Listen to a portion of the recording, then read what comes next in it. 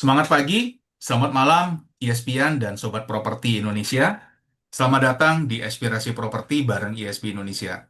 Kami berkomitmen untuk terlibat aktif melakukan acara edukasi dan networking bagi sobat properti dan stakeholder lain terkait bisnis properti. Saya, Ariko, selaku Chief of Marketing and Learning Officer dari ISP Indonesia, ditemani rekan saya malam ini, Pak Hendra Setiawan, selaku CEO dari ISP Indonesia. Semangat pagi, selamat malam Pak Hendra. Semangat pagi, selamat malam Pak Ari, ESPN dan Sobat Aspirasi Properti. Semoga Anda dalam keadaan sehat dan penuh semangat semua ya malam ini. Ya, kita senang sekali ya Pak Ari, malam ini kita bertemu kembali ya dalam podcast webinar Betul, Aspirasi Pak. Properti Nusantara Series. Ya, kembali ke Nusantara Series ya. Ruang diskusi yang mengangkat potensi dan juga peluang properti dari berbagai daerah di Indonesia. Nah, Pak Ari, beberapa tahun terakhir ini hampir semua diskusi properti nasional itu bermuara ke satu titik, Pak. Betul, Pak. IKN. IKN di Betul, Pak. Kalimantan Timur ya, Pak. Kayaknya Kalimantan itu Investor. IKN aja gitu, Pak ya. Iya, kalau kita bicara Kalimantan pasti orang bicaranya IKN. Hmm, Investor berburu tanah, Pak, di sana, Pak. Banyak developer juga siap-siap ekspansi. Bahkan ada yang iya. udah buka mall di sana, Pak. Oke. Tapi pertanyaannya nih, Pak Ari, apakah seluruh Kalimantan itu bergerak mengikuti bayang-bayang IKN? Atau justru ada wilayah yang bertumbuh lebih stabil, lebih realistis dan lebih sustain tanpa tergantung pada hype-nya IKN. Nah, ini malam ini kita akan membahas Kalimantan Barat ya, Pak ya. Bukan ke timur, tapi kita ke barat. Ya, Ya, jadi saat malam ini tema kita adalah saat semua berbicara IKN, mengapa Kalimantan Barat justru menarik? Nah, kita harus membaca peluang properti di Kalimantan Barat di tengah pertumbuhan ekonomi dan momentum Borneo. benar sekali ya Pak Hendra. Dan untuk bahas topik ini nih Pak, malam ini sudah hadir bersama dengan kita Bapak Budi Indra atau biasa disapa dengan akrab Pak Bill, ya, Eksekutif Presiden Safir Max, Eksekutif Presiden dari Safir Max Borneo, dan juga Ketua DPD Arebi Kalbar nih Pak. Pak Bill, selamat datang di acara Aspirasi Properti. Terima kasih sudah meluangkan waktu untuk berbagi bersama dengan kami di malam ini nih Pak. Semangat pagi, selamat malam nih Pak Bill. Ya, selamat pagi dan selamat malam buat Pak Hendra dan Pak Ari ya. Iya. Senang bisa diundang di acara acara ini ya. Jadi memang itu baru juga belajar. Ini udah senang sekali bisa diundang. Terima Iya. kasih Pak Bill sudah Terima kasih. meluangkan waktu. Ya, Pak Bill, boleh nggak sih berbagi kisah bersama dengan kami nih? Bagaimana sih awal mulanya Pak Bill ini terjun ke bisnis properti nih? Sampai saat ini itu jadi eksekutif presiden di Safirmak dan bahkan menjabat sebagai ketua DPD Arebi Kalbar nih saat ini. Ya, kalau cerita klasiknya mungkin semua orang bilang kecelakaan nih. Oh enggak. Oh, Kecelakaan. Kecelakaan Pak maksudnya enggak. Eh, Awalnya mungkin ini udah lama. 16 tahun yang lalu Pak. Jadi eh, berarti semenjak habis kuliah itu sudah mulai digoda untuk jadi agent. Awalnya teman Pak yang ikut, dia baru juga, baru ikut. Dulu saya ingat kalau saya waktu habis kuliah itu kerja sama orang, karyawan, gaji UMR itu 430 ribu. Jadi ada teman yang freelance jadi agent properti. Jadi ketika kita di warung kopi ngomongnya, saya baru closing tadi dapat 700 ribu katanya. Oh, kita udah pikir oh, lumayan ya 2 bulan, hampir 2 bulan gaji. Ya 2 bulan masih gaji. belum begitu menarik. Habis itu dia berapa hari lagi atau berapa minggu dia bilang saya ada closing lagi lumayan gede komisi 1 jutaan. Oke, mulai mulai lumayan menarik. Oke, saya akhirnya coba coba ya udah saya coba ikut ikut deh ikut belajar. Nah, akhirnya kita bergabung jadi agent di 2010 di salah satu kantor lokal ya, kantor broker lokal. Celakanya adalah begitu saya gabung, teman saya nggak aktif, Pak. Habis Oh, itu dia sibuk dengan kegiatan dia. Akhirnya saya belajar sendiri karena kepingin belajar, ya kita belajar dari senior, kita cari agent mana sih yang paling banyak duit di kantor ini gitu.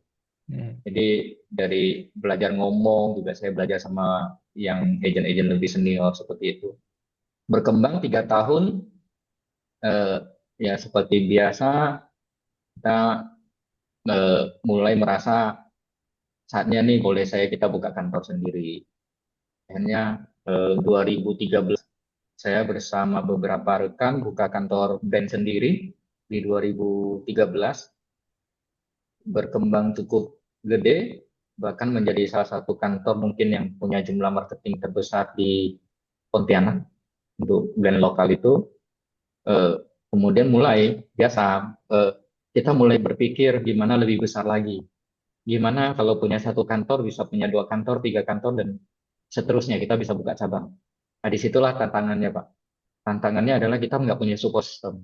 Bikin satu gede bisa, tapi kalau kita mau duplikasi itu akan lebih susah.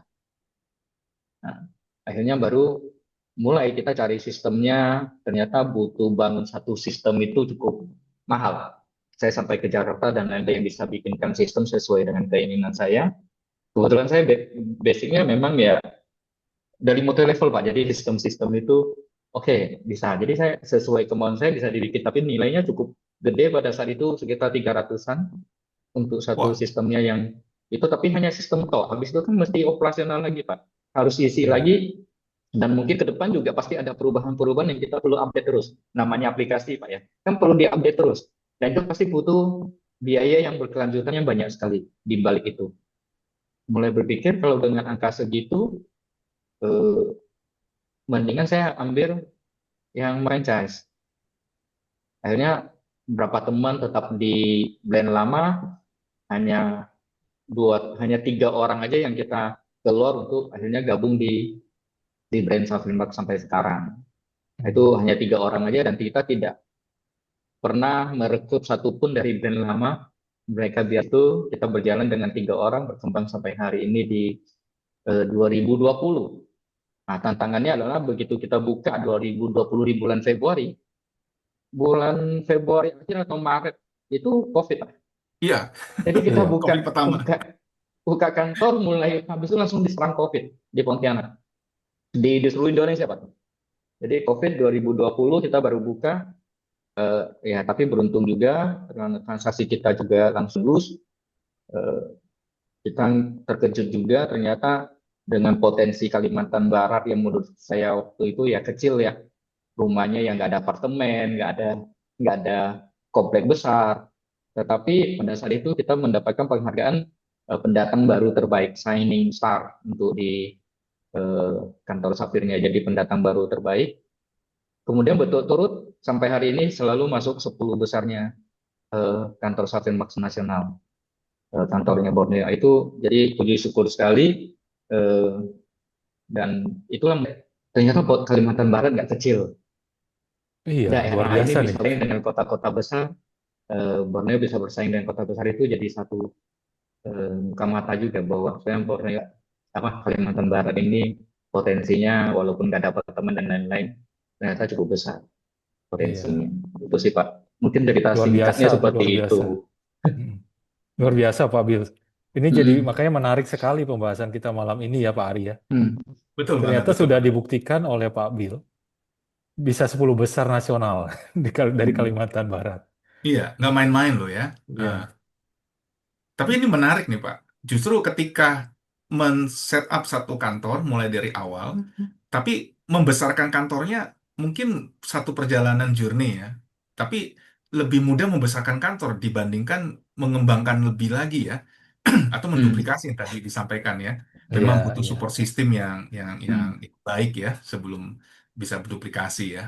Betul, Pak Ari. Mm-mm. Iya, iya. Oke, Kobil. Kalau kita bicara terkait Kalimantan nih, dan Hmm. kita sering lihat kan di pemberitaan nasional ya, seolah-olah tuh masa depan properti Indonesia itu hanya ada di satu titik gitu loh. Tapi di realitas lapangan kan seringkali berbeda ya.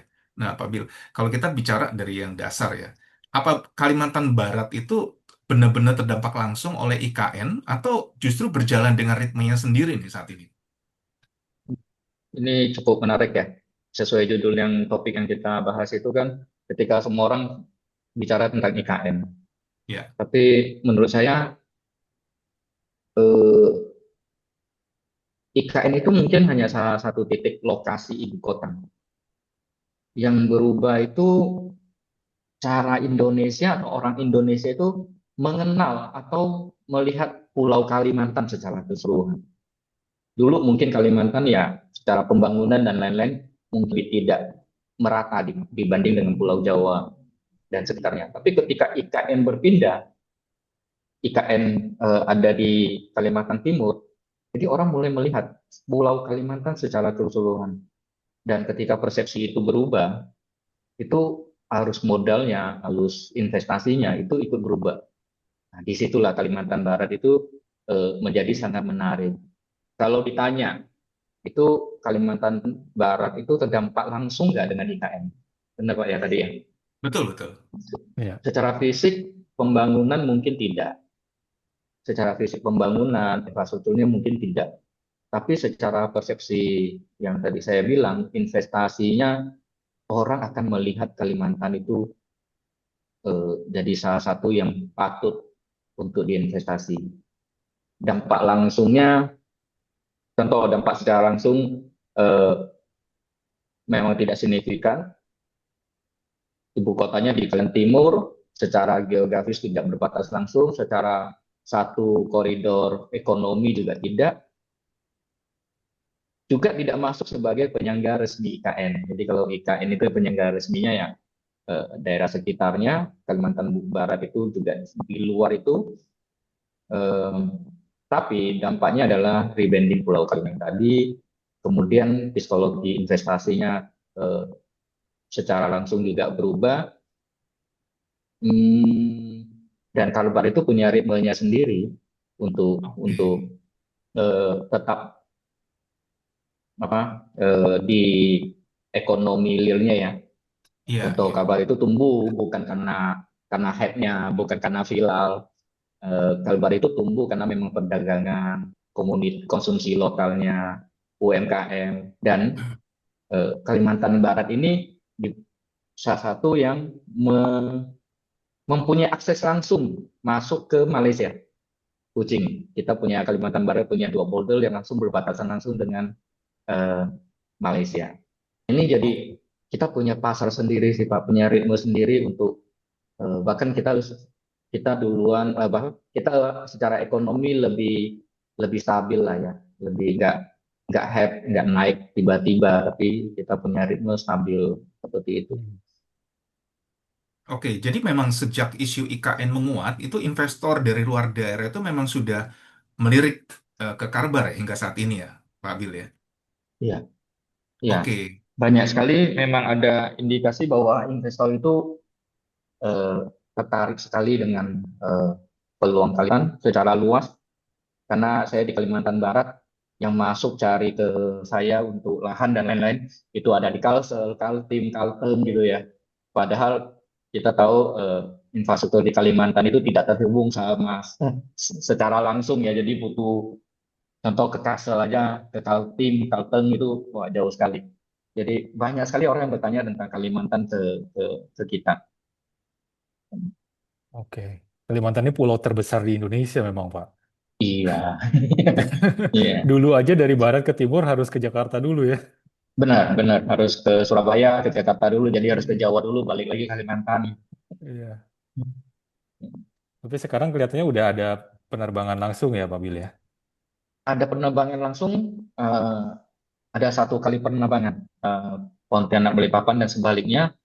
Tapi ya memang karena hanya satu penerbangan, saya pernah kemarin ke Kaltim, mau balik ke Pontianak, pikirnya belinya hari ini untuk besok, dapat tiket 5 juta, Pak, sekali Wow, perjalanan. mahal sekali. Mahal sekali. Wajarnya harusnya Mahal 100, sekali. 1 juta lebih, 1 juta lebih. Kemarin udah sekali Mm-mm. penerbangan itu 5 juta. Nah, Wow, jadi yang hampir 3 kali lipat ya. Kenaikannya iya. dahsyat nih. Hmm, Kan hanya kita pikirnya udah besok mau balik baru beli gitu kan, nggak usah ini buru-buru. Nah, Iya. penerbangannya satu gitu. I see. Dan ternyata ramai ya. Makanya Dan ternyata tiketnya ramai, langsung ramai mahal banget, gitu. ramai. Iya. Kemarin dari sebenarnya waktu awal itu kalau nggak salah penerbangannya apa gitu, masih dari Line Group. Kemudian sekarang kan jadi Batik Air karena ada ada bisnis kelas ya. Karena perjalanannya Iya. ternyata orang dari Kalimantan Barat ke Kaltim ke Balikpapan itu rata-rata memang tujuan bisnis. Jadi baru Hmm, diganti pesawatnya jadi batik. oke. Iya, iya, iya. Oke, nah ini seru ya. Ternyata memang kita lihat ini fundamental ekonomi ini kan sebagai hal yang paling penting ya dalam properti ya. Dan Hmm. kalau yang tadi disampaikan oleh Pak Bill kan, berarti memang ada peningkatan secara ekonomi ya. Nah, Hmm. dan kalau kita libatkan dengan data di BPS, pertumbuhan ekonomi di Kalimantan Barat dalam beberapa tahun terakhir ini memang relatif stabil ya, di kisaran 4-5%. Namun di tahun 2025, terutama di Q4-nya, itu bahkan mencapai 5,6% nih. Ya, nah Hmm. tentunya ini kan bukan lejokan sesaat ya, tapi pertumbuhan yang konsisten ya. Tapi Pak Bill, apakah stabilitas ini juga terasa di sektor properti ini? Karena kan sektor ekonomi eh, masih mesin utama properti di Kalimantan kah? Ya terasa, tapi dalam bentuk yang berbeda dengan daerah yang mungkin eksplosifnya tinggi, yang meledak-meledak gitu ya. Stabilitas permintaan properti di daerah dengan pertumbuhan 4-5% yang konsisten itu tidak ada lonjakan harga yang ekstrim, tidak Oke. ada koreksi yang tajam juga. Kemudian permintaan datang dari kebanyakan end user, jadi bukan yang investor. Di Pontianak misalnya itu yang bergerak itu stabil di perumahan kelas menengah, ruko-ruko yang di lokasinya yang strategis dan tanah pinggir kota.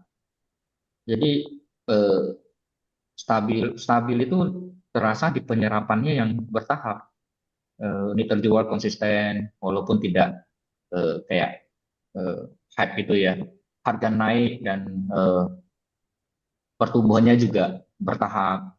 Tidak kenaikan biasanya hanya 5-10%. Itu menurut saya akan lebih sehat daripada properti yang tiba-tiba naik 50%, naik tinggi, tapi kan dia kemudian stagnan. Jadi kalau properti ya di Kalimantan Barat kita lihat bisa pertumbuhan ekonomi dan propertinya secara lebih khususnya memang seperti itu, lebih enggak stagnannya apa stabilitasnya lebih terjaga. Dan minimal itu bubble. Tersediaan properti itu eh, selalu tersedia pas sesuai dengan eh, permintaan end user dan eh, rata-rata bukan spekulan musiman. Jadi kalau musiman takutnya ini lagi bagus orang bangun banyak-banyak habis itu tiba-tiba hilang dia akan developernya akan kesusahan sendiri. Jadi kan cukup stabil jadi eh, pembangunan perumahan dan lain-lain memang tidak begitu Masif gitu ya. membumi di mana-mana gitu ya, masif gitu ya. Hmm. Hanya Iya, beberapa iya. komplek dan tidak ada begitu banyak brand nasional yang masih belum masuk di Kalimantan Barat. Jadi masih banyak brand lokal yang bangunnya yang masih ya sekitar 1 hektaran tanah. 1 hektar lebih itu yang cukup stabil, selalu ada tiap tahun. Oke. Jadi kalau kita lihat kan dari struktur pendapatan daerahnya ya, Kalimantan Barat ini kan Hmm. lebih ditopang perdagangan dan industri pengolahan ya. Jadi Hmm. artinya seperti yang tadi Pak Bill sampaikan, demand properti tersebut lahirnya dari aktivitas real ya, bukan karena Benar. spekulasi dari proyek-proyek tunggal tersebut ya. Iya. Jadi Ah, benar. Jadi mesin utama kita ya memang perdagangan, perdagangan distribusi gitu ya. Jadi ya kayak aktivitas ekspor komoditi, eh, karena kita berbatasan dengan Malaysia, perdagangan dengan Malaysia, distribusi barang kabupaten antar kabupaten, eh, dan itu berdampak sekali ke properti ya,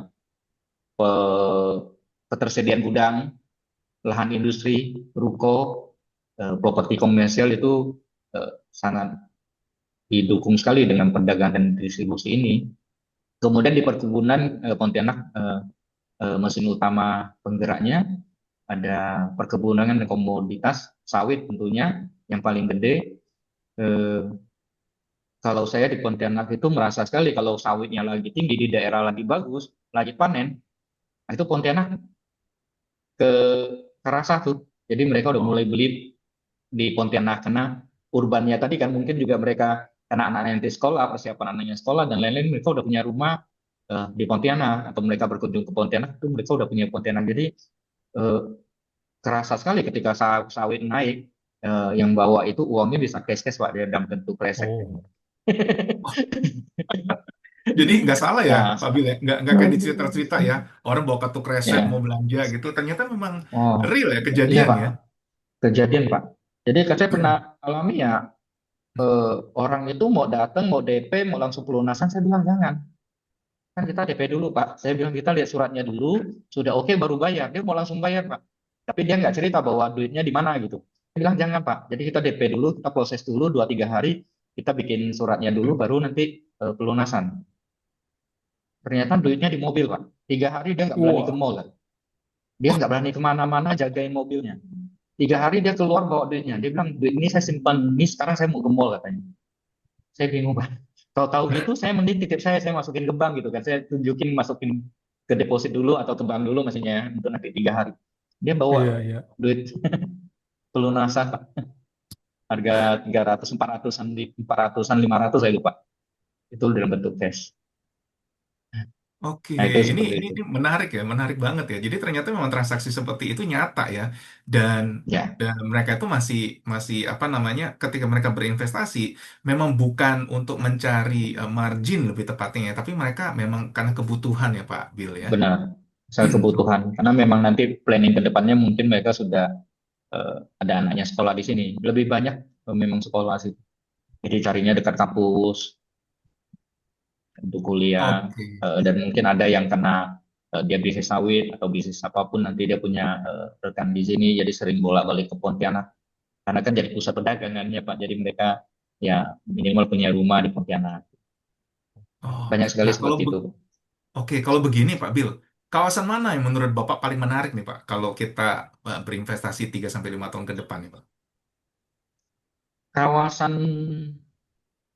menurut saya Pontianak jadi pusat ekonomi dan permintaan hunian Pontianak yang tercatat paling gede Pak.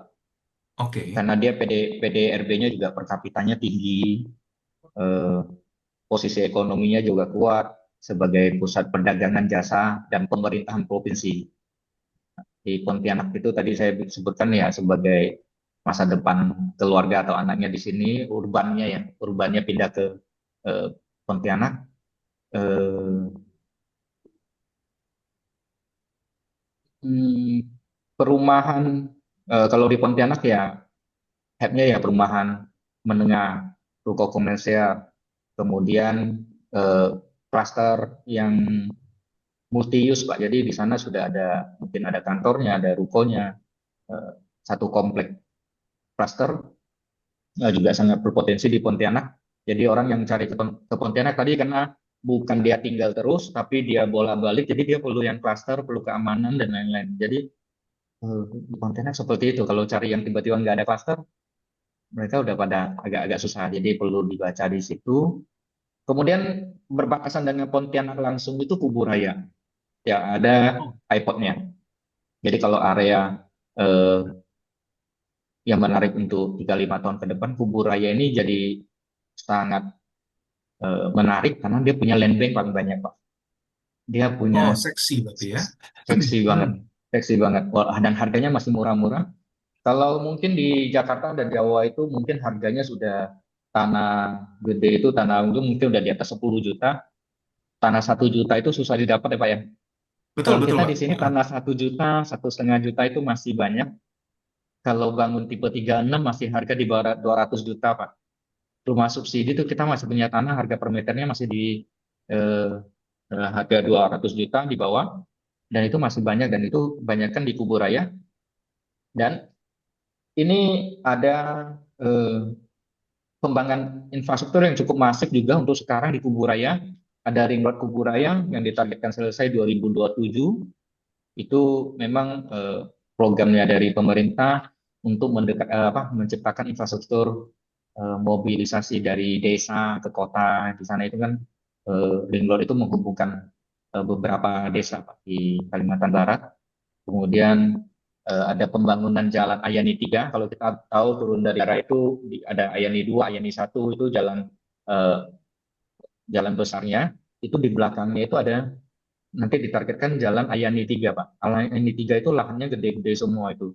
eh, itu perkembangan kalau sekarang lagi dibikin jalan aspal, kalau itu jadi eh, itu jadi salah satu yang cukup menarik di Kuburaya.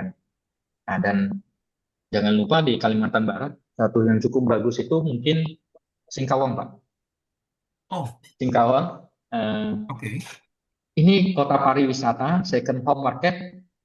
Singkawang adalah kota dengan potensi pariwisata yang kuat, budaya yang unik, lokasi yang strategis di pantai. Jadi kalau kita di sana rata-rata memang bangun villa, bangun homestay, homestay ya.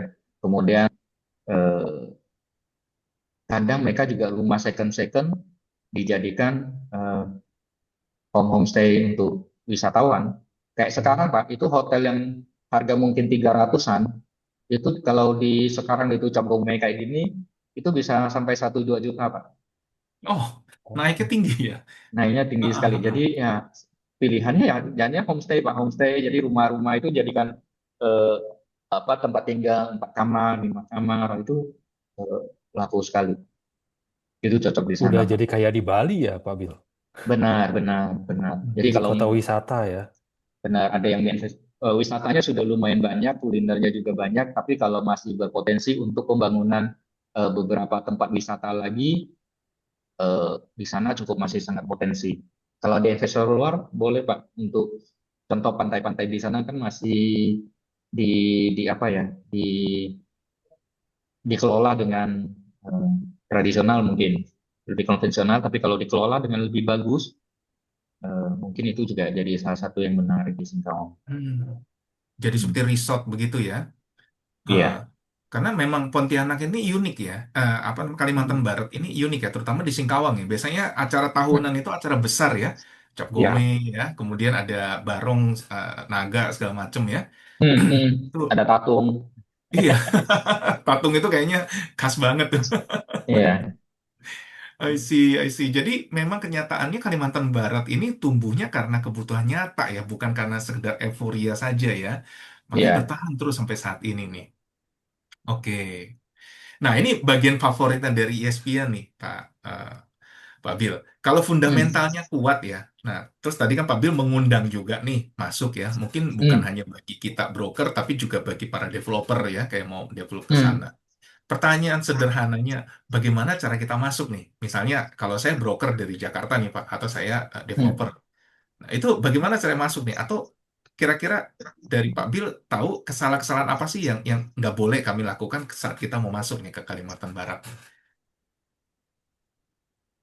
Kalau masuk ke Kalimantan Barat ya, ini tidak bisa mungkin ya kita harus membuka lah mindset kita eh, tidak boleh berpikir ekspansi itu harus cepat. Oke. Jadi memang mindsetnya harus membangun ekosistem,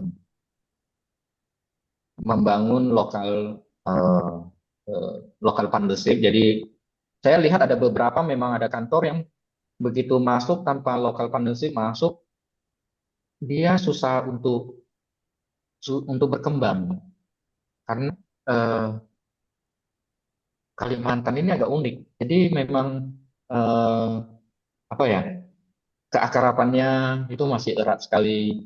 Jadi Oh, orang-orang luar masuk oke. itu nggak kenal masih ini khasnya jaringan keluarga yang tadi saya bilang. Kemudian relasi bisnis namanya reputasi nah, itu perlu diperhitung ketika mau masuk ke sini. Jadi lebih baik ya memang harus punya lokal partnership-nya. Hmm. Jadi kalau di Kalbar itu lebih terkenal itu terasa lebih mahal daripada marketingnya. Ya, ya. Oke, ini menarik banget ya, karena ternyata memang perbedaan culture itu cukup signifikan ya Mm-mm. dampaknya ya. Ya, Ah, Singkawang oke. juga kental Pak. Jadi saya setiap wilayah di Kalimantan Barat itu punya punya ciri khasnya masing-masing. Singkawang itu ya kalau kita masuk dengan bahasa Pontianak ya nggak masuk juga Pak. Oh, Sebenarnya masih. Jadi saya harus gandeng partnership yang memang dia bahasanya bahasa Hakka. Jadi kalau bisa lihat kontennya kita, kontennya dari agent saya itu pakai bahasa Hakka Pak. Kalau orang oke. Jakarta dengar itu bahasa Dewa, yang nggak ngerti Pak. Tapi ada Iya, translate-nya, iya. ada translate-nya. Nah, itu diterima di Singkawang, diterima di Singkawang. Kalau kita masuk pakai bahasa Indonesia dan lain-lain itu ya kayak biasa. Jadi kalau kita pakai HK, bahasanya Singkawang bisa diterima. Itu sama. Jadi memang karakter budayanya, jalinan keluarganya, ya kekeluargaannya itu memang kuat sekali. Oke, kalau di kita bilangnya bahasa Ke ya. Dan Ya, juga bahasa kalau di Kek. Ponti Ya, banyak kan masih pakai Teochew atau pakai Hokkien ya. ya Teochew. Ternyata Hokkien memang jarang pakai sama Teochew. memang culture lokalnya cukup Hmm, kental nih. Oke, ya, iya iya iya. Ini tidak bisa memang satu gitu. hal. Kayak pendekatan yang agresif kayak di Jakarta itu, di Pontianak agak susah nih. Yang kayak Iya, sedang naik kalau di harga gitu Jakarta, ya. Kita telepon, yuk ketemuan yuk, bisnis langsung bisa connect gitu. Iya, iya. Heeh. Kalau kalau kayak Oh, kalau agresif dan lain-lain lagi waktu saat penawaran propertinya juga eh, kurang bisa diterima. Kalau contoh kalau nggak beli sekarang besok naik harga lo, minggu depan naik harga lo. Kalau di sini pembelinya ya ya terserah mau naik naik gitu. Jadi kalau kita ngancam kayak gitu ya nggak mempan gitu. iya. Jadi memang harus pendekatan. Tapi kalau kita jelaskan dari detail, kemudian oh, ini kesempatan, kalau enggak mungkin nanti kesempatannya naik harganya, itu bisa. Tapi kalau kita langsung agresif, ini kalau nggak beli sekarang naik harga loh, itu malah nggak mempan. Iya. Hari Senin naik Hmm. harga gitu ya. Iya, Udah sini kayak naik harga. iklan film nih. Iya, ya. Oke. Jadi ya memang nggak boleh menganggap semua marketnya sama, berpikir bahwa Jakarta bisa sukses ya. Di Kalbar bisa. Padahal ya eh, ada perbedaan-perbedaan terlalu agresif dalam pricing. Kalau naik harga itu ini bentar lagi udah naik nih, gitu loh beli sekarang itu udah bisa cuan berapa gitu. Nah itu juga bisa bikin pasnya rusak. Marketnya masih menolak untuk di situ. Jadi memang Kalbar bukan digerakkan dengan euforia, memang harus dengan logika Pak, dengan pendekatan-pendekatan. Hmm. Itu gua sih Pak. Oke. Nah, seberapa terbuka nih peluang kolaborasi lintas daerah kalau di Kalimantan Barat nih, Pak Bill? Oh, kalau menurut saya sih peluang kolaborasi lintas daerah ini sangat terbuka, bahkan kebutuhan menurut saya. Tapi kolaborasi itu tidak hanya bisa berbasis relasi pribadi, harus punya sistem dan profesionalisme. Eh, Investor sekarang itu bukan hanya lokal, jadi memang kita juga butuh investor-investor dari Jakarta, dari Pulau Jawa, Surabaya dan lain-lain untuk melihat potensi-potensi di Kalimantan Barat.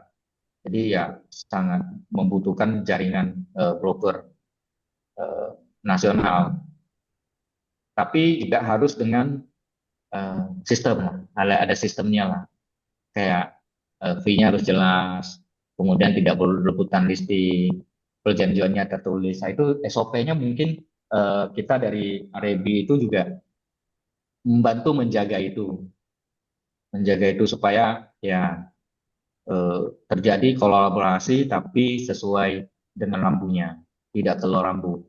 Satu yang unik Pak di Pontianak, eh, kita punya satu listing hanya boleh satu spanduk. Oh, Di ini Jakarta, unik sekali di ya. Jakarta kita akan melihat satu rumah yang spanduknya mungkin bisa 5 10. Bisa tutupin Iya. satu fasad Bisa rumahnya loh. tutupin rukonya, bisa tutupin fasad. Dan Betul. kadang mungkin mungkin juga saya nggak ngerti, saya nggak ini mungkin bisa jadi ketika saya pasang dapat ke lokasi tidak bagus, saya timpa spanduk orang lain, ya kan? Atau mungkin Iya. saya gitu, pura-pura itu rusak gitu. Kemudian saya masuk di celah-celah itu karena saking banyaknya. Nah di Pontianak itu nggak boleh Pak. Hmm. Di Pontianak itu nggak boleh. Hanya ada satu listing, satu spanduk. Kalaupun nanti Jadi itu mau aturan pasang spanduk, tertulis gitu, Pak? aturan dari RB-nya dan tertulis. Oh, sudah Jadi ditentukan, Arebi. BPD-nya. Jadi waktu zaman yang sebelumnya memang kita atur seperti itu. Eh, jadi ketika mau ganti spanduk, selama pemiliknya mengizinkan, meminta untuk ganti spanduk, yang lain legowo Pak. Atau sesuai perjanjian, 3 bulan habis ganti spanduk lain. Oke. Hmm. Jadi nggak boleh langsung ditimpa. Dan ketika lepas pun kita komunikasi. Nah, itu fungsi RED-nya Pak. Mereka komunikasi ini saya lepas Pak, saya ganti yang ini. Nah itu yang kita jaga di Kalimantan Barat. Mumpung sekarang masih kecil, ini nanti akan besar, kita sudah mulai jaga-jaga seperti itu. Ini Ini unik Pak. luar Jadi biasa kalau ya yang Pak Ari, orang unik ya. luar masuk ke Pontianak nggak ngerti, kemarin terjadi Pak. Jadi ada brand luar baru masuk, ya pasang di mana-mana dan dia tidak sowan ke RAB, tidak apa, tidak komunikasi juga. Yang tadi saya bilang tidak ada partnership dengan lokal, masuk-masuk pasang. Ya akhirnya kita cabut-cabut Pak. Akhirnya baru ketemu dengan kita ngobrolin ini aturan di sini gitu. Dan harusnya bisa Oke. diterima karena itu akan lebih rapi, persaingan lebih sehat gitu. Orang lain boleh jual karena open, siapapun boleh jual. Cuma spanduknya satu, Pak. Iya. Hmm. Hmm. Ya ini Oke, lebih lebih bagus ya Pak Ari ya. Hmm. betul Hmm. betul. Lebih Ini unik teratur. banget nih. Iya. Ya, ini kalau bisa dicontoh juga di daerah lain ya, kesepakatan-kesepakatan seperti ini akan membuat bisnis broker properti kita juga lebih sehat ya. Karena sesuai Ya, dengan harusnya. semangat dari Permendak 33 tahun 2025 ya, ini kayaknya Hmm. sudah dijalankan juga nih oleh Pak Bill dan tim di Hmm. REB di sana ya. Listing Hmm. itu perlu tertulis gitu ya, terus pemasang Ya. spanduk juga yang realistis ya, yang bahkan Hmm. hanya boleh satu spanduk yang terpasang ya. Jadi Hmm. bisnisnya benar-benar dijaga di situ ya. Nah, Ya. tapi sudah banyak kah anggota REB di sana, Pak Bil? 15 kita ada 15 kantor, Pak. Oke. 15 kantor. 15 kantor itu Eh, untuk di Kota Pontianak atau di satu provinsinya?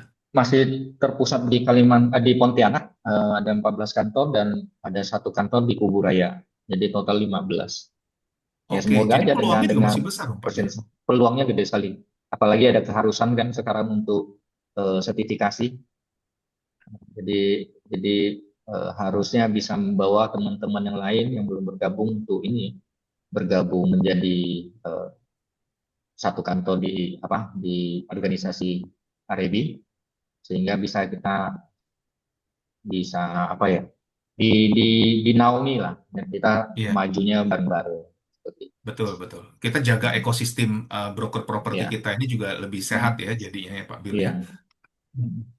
Oke, nah kalau kita bicaranya terkait dengan posisi Kalimantan Barat ya, yang merupakan provinsi berbatasan langsung nih dengan Malaysia ya, atau Sarawak gitu ya. Hmm. Hmm. Aktivitas lintas daerah batas tersebut kan pasti memberikan dinamika ekonomi yang berbeda nih dibandingkan provinsi lain ini, Pak Bil. Nah, Hmm. ini apakah ini juga jadi faktor unik dari pasar properti di Kalimantan Barat kah? Ya, menurut saya itu ya jadi salah satu faktor uniknya. Dan itu kadang sering nggak dibahas karena kita tidak semua provinsi di Indonesia punya karakter sebagai border provinsi loh. Iya, Salah satunya kan Kalimantan Barat.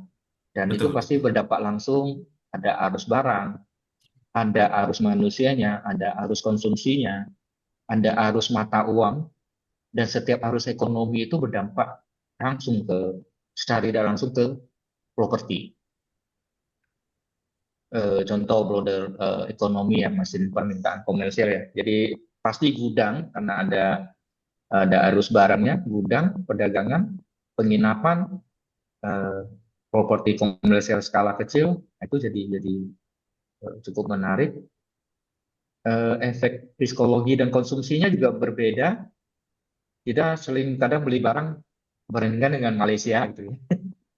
Jadi karena saking dekatnya, kemudian eh,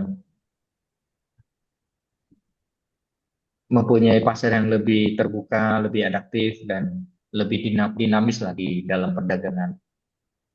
Kemudian kita ada hmm, dampak dari perkebunan itu juga karena perbatasan langsung juga itu juga sangat unik dibanding dengan kota lain yang tidak berbatasan langsung mempunyai boulders ini. Oke. Gitu. Ini menarik Kalau ya, dari karena iya, memang ini dari kalau dari orang Malaysia Malaysia sendiri juga ya. gimana Hmm. Pak Bill? Apakah ada Hmm. investor yang masuk juga dari Malaysia gitu? Kalau di properti karena kita nggak bisa sampai sekarang ya masih asing belum bisa memiliki properti di Pontianak. Memang secara langsung investor untuk di bidang propertinya enggak, tapi untuk bisnisnya banyak. Jadi kita supermarket itu kadang ya minuman kaleng aja dari Malaysia, Oh, minuman kaleng oke. dari Malaysia, coklat Iya, aja iya. dari Malaysia kayak gitu. Jadi eh, perdagangan perputaran uangnya, bisnisnya jalan. Jadi ya Hmm. market lokalnya hidup, memang secara tidak langsung ketika marketnya hidup, lifestyle-nya berjalan, kayak kita kafe sekarang itu di Pontianak itu bertumbuh kafe bisa setiap hari, Pak. Setiap bulan itu bisa puluhan kafe baru di Pontianak. Dan Oh, itu kita bisa lihat itu adalah sektor real yang kita bisa lihat bahwa itu pertumbuhan menengahnya itu cukup bagus. hmm. Konsumtif di Pontianak perdagangan konsumtif kayak gitu untuk lifestyle itu cukup bagus. Akhirnya ya dampak ke propertinya perputaran uang ini dampak propertinya jadi stabil gitu. Pertumbuhannya stabil. Seperti itu sih. Oke, iya iya. Wah, ini seru ya dengerin ini ya. Jadi Pak Bill, broker yang cerdas kan Hmm. bukan hanya baca potensi di hari ini ya, tapi juga membaca arah 5 tahun ke depan nih. Nah, Hmm. jika IKN sudah matang, apakah Karbar juga akan ikut melonjak atau tetap stabil nih? Bagaimana nih menurut Kalau kamu? IKN matang, ya matangnya juga pasti bertahap Pak di IKN ya, Pak ya. Ya. Mungkin tidak dalam 1 2 tahun ini, tapi eh, dia berkembang itu sesuai fase infrastruktur intinya.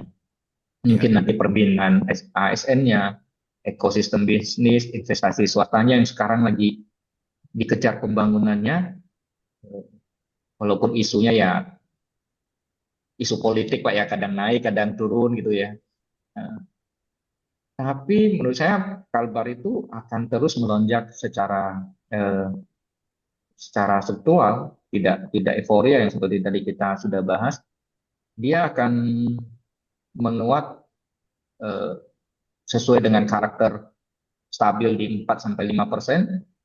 Dia berbasis perdagangan, punya faktor perbatasan yang tadi, artinya lonjakan kecil eh, mungkin ada, tapi penguatan bertahap itu yang sangat mungkin.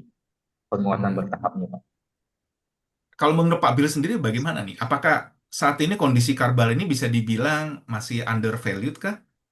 Karena kan dengar kan masih banyak yang murah gitu ya Pak Bill ya. Maksudnya, Iya, wah lu kalau di Jawa nyari lahan yang 1 juta ke bawah aja susah gitu kan. ya, Ini bahkan deket dengan kota besar lagi ya. iya. Menurut saya masih masih under value, secara umum masih under value dibanding dengan eh, sentimen pasar di banyak kota besar di Indonesia. Dari Sagar Tanah yang tadi kita bahas, eh, tapi under value ini bukan berarti stagnan, berarti tidak mempunyai nilai. Ini bisa Oke. berarti masih ada ruang apresiasinya bisa bila fundamentalnya terbaca dengan benar. Jadi ini masih bisa punya kenaikan bukan stagnan, nggak bergerak Pak. Contoh kita punya satu lokasi yang 5 tahun lalu, 6 tahun lalu itu harga di daerah itu masih sekitar 300-an juta rumah. Sekarang di sana sudah jadi kota yang pembangunannya cukup masif, cukup cukup lumayan banyak ya. Eh, Hanya satu developer yang bangun rutin satu kompleks 1 tahun, satu kompleks 1 tahun. Akhirnya daerah itu jadi satu pemukiman yang cukup bagus. Sekarang harga harga di rumah di sana 1 M sampai 3 M, yang harganya Wow. dulunya 300-an juta. Hanya kurang lebih 5 6 tahun. Tapi hanya di daerah itu toh. Karena Hmm. pembangunan yang konsisten terus. Developer itu satu yang bangun terus satu komplek itu. Nah itu eh, jadi satu gambaran walaupun dia di beberapa titik masih di bawah harga, tapi di bawah harga ini masih ketika diolah dengan bagus, kenaikannya cukup konsisten. Jadi kalau untuk eh, broker yang sudah membaca tren 2026 ke atas nih, ini Kalimantan Barat itu opportunity zone, bukan pasar yang terlalu panas, tapi pasar yang memberi ruang apresiasi jangka panjang. Oke. Ini sih Pak. Wah, ini seru nih. Ini ada seruan dari Pak Bill buat kita-kita semua ya, teman-teman ya. Baik yang dari broker properti maupun Anda dari bisnis yang terkait dengan broker properti, investor ya, maupun juga developer. Ini Kalimantan jangan sampai tidak dilirik nih ya. Tapi memang Anda tidak bisa mengharapkan harga-harga lonjakan ya yang bisa digoreng gitu ya. Ini karena Hmm. sektornya lebih real, teman-teman ya. Jadi pembangunannya pun juga lebih jelas ya arahnya dan pemakaiannya juga sama nih. Nah ini memang stabilitas ini sering lebih menguntungkan ya daripada lonjakan sesaat ya, Pak Bill ya. Iya, yang Hmm, tadi saya bilang. Jadi memang kita lebih stabilnya tadi yang memang di keinginan di untuk investor ya. Investor kan lebih senang yang ya stabil tapi naik gitu daripada yang lonjak habis itu hilang. iya, iya. Atau lonjak-lonjak-lonjak gitu ya, tapi mau dijual nggak ada yang beli. Benar, benar. Overprice-nya Pak ya. Overpriced. Oke, ya, ya. Mungkin ada pertanyaan dari teman-teman, silakan ya. Kalau ada mau bertanya dengan Pak Bill, bisa ketik di kolom Q&A ya, atau Anda bisa di kolom chat juga ya. Atau bahkan kalau perlu, monggo kalau mau speak langsung, Anda bisa raise hand Anda ya. Silakan teman-teman semuanya yang ada di Inspirasi Properti malam ini.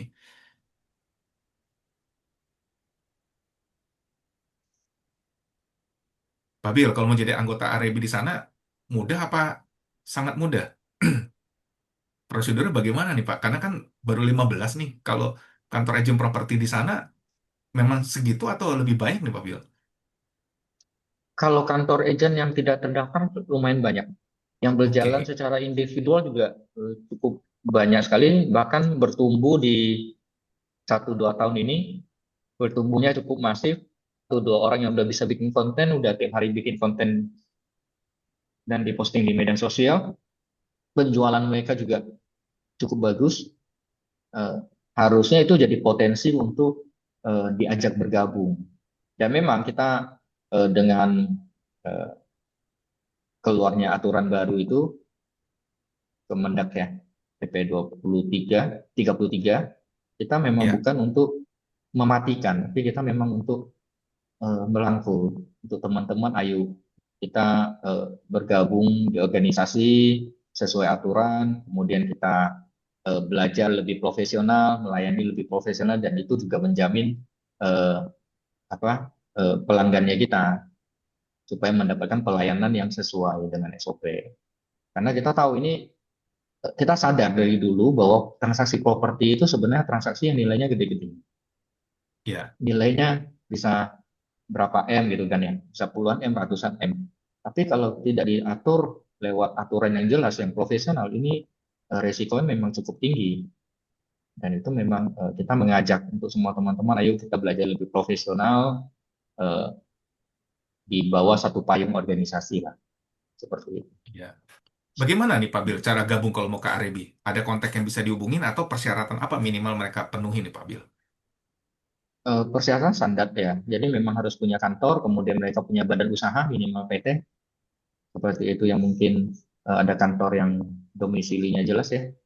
Kemudian mereka harus mengikuti syarat-syarat yang terbaru sertifikasi sekarang.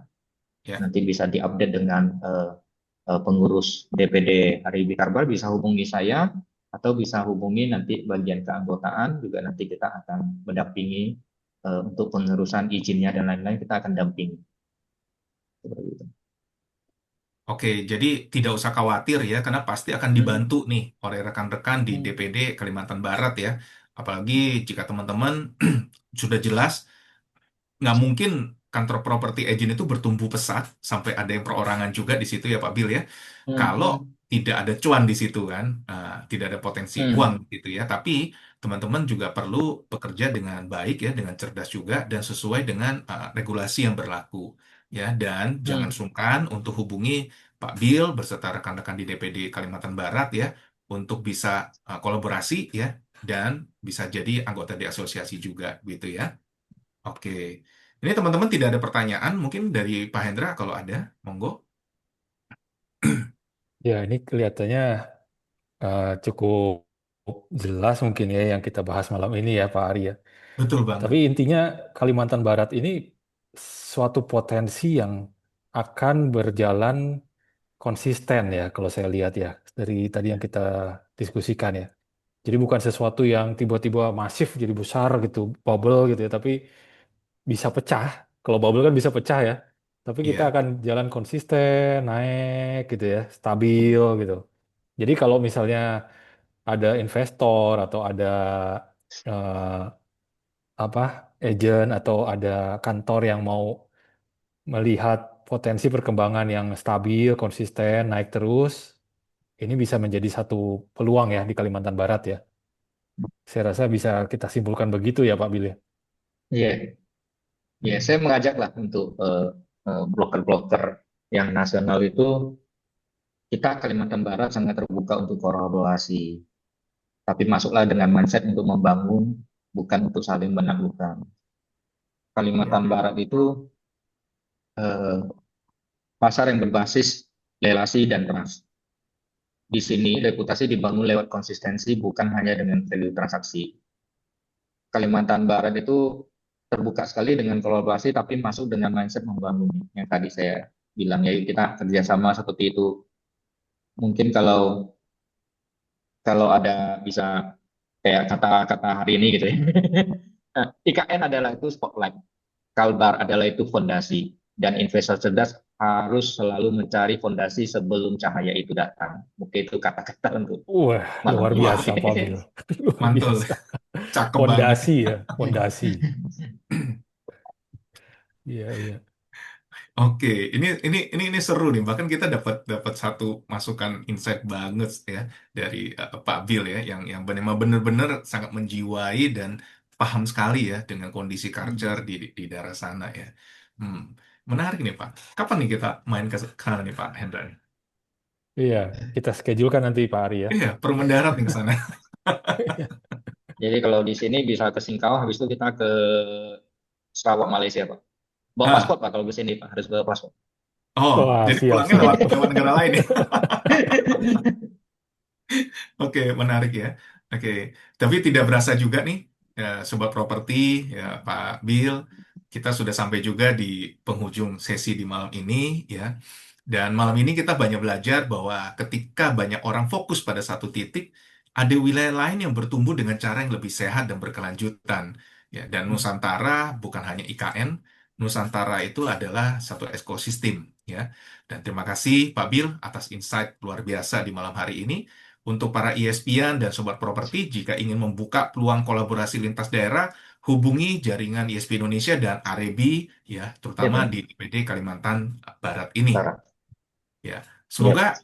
diskusi ini memberikan gambaran yang lebih jernih bagi para broker, investor, dan masyarakat dalam melihat peluang properti secara bijak dan strategis.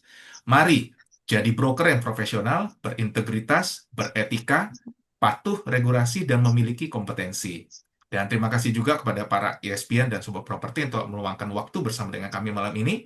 Saya Ariko, mewakili ISP Indonesia bersama Pak Hendra. Dan thank you, Pak Bill, untuk insight-nya di Sama-sama, malam Pak. hari Thank you. ini. Sampai jumpa di episode Inspirasi Properti berikutnya. Salam properti, sukses selalu untuk kita semua.